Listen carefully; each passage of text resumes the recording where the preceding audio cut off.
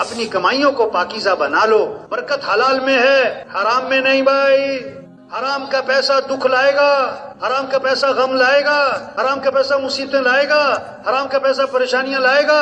ایک سے پوچھا بھائی تم نے رشوت کیوں لی؟ کہتا بیٹی کی شادی کرنی ہے۔ میں نے کہا اگر مہینے بعد طلاق ہو گئی تو پھر؟ مولوی صاحب خیر کی باتیں کرو۔ میں نے کہا بھائی خیر کے کام بھی تو کرو بھائی، یہ حرام کے پیسے سے گھر آباد نہیں ہوگا بھائی۔ 5,000 حلال کے ہیں، 5 لاکھ حرام کے ہیں، برکت کس میں ہے؟ 2 مرلے کا مکان حلال کا ہے، 2 کنال کا بنگلہ حرام کا بنا سکتا ہے، تجھے سکون کس میں ملے گا؟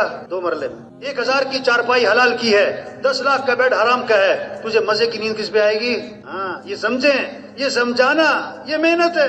آج لوگ برکت نہیں چاہتے، کثرت چاہتے ہیں۔ ایک کہاوت ہے فاختہ اور چیل درخت پہ بیٹھی تھی، فاختہ چھوٹی ہے لیکن حلال، چیل بڑی ہے لیکن حرام، تو درخت پہ بیٹھی ہے۔ ایک شکاری بندوق لے کے پہنچ گیا، فاختہ نے چیل سے کہا بھاگ جا مارے گا، چیل نے کہا تو بھاگ، میں تو حرام ہوں تو حلال ہے، یہ نے تجھے مارنا ہے تو بھاگ جا، نکل جا جلدی۔ فاختہ نے کہا میری مان، اس نے مجھے نہیں مارنا، تجھے ہی مارنا ہے، نکل۔ چیل نے کہا میں تو حرام ہوں تو حلال ہے، تو نکل۔ ابھی ان کی بات چیت چل رہی، اس نے مارا نشانہ رکھ کے چیل کو، چیل جا کے نیچے گری اور تڑپ رہی۔ فاختہ نے کہا میں نے تجھے کہا نہیں تھا بھاگ جا۔ آج کل لوگ حلال حرام کو نہیں دیکھتے، موٹے مال کو دیکھتے، تو یہ گڑبڑ چل رہی ہے اس وقت۔ اچھا گوشت میں بات سمجھ میں آتی ہے لوگوں کو، حلال حرام گوشت میں، مثلا 1 من گوشت گدھے کا ہے، 1 کلو گوشت بکرے کا ہے، تو کیا لے گا آدمی؟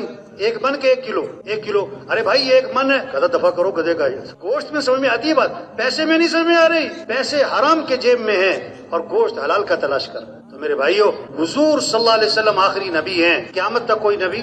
بولو بھائی، یہ اللہ کا دین دنیا میں زندہ ہو، یہ ذمہ داری کس کی ہے؟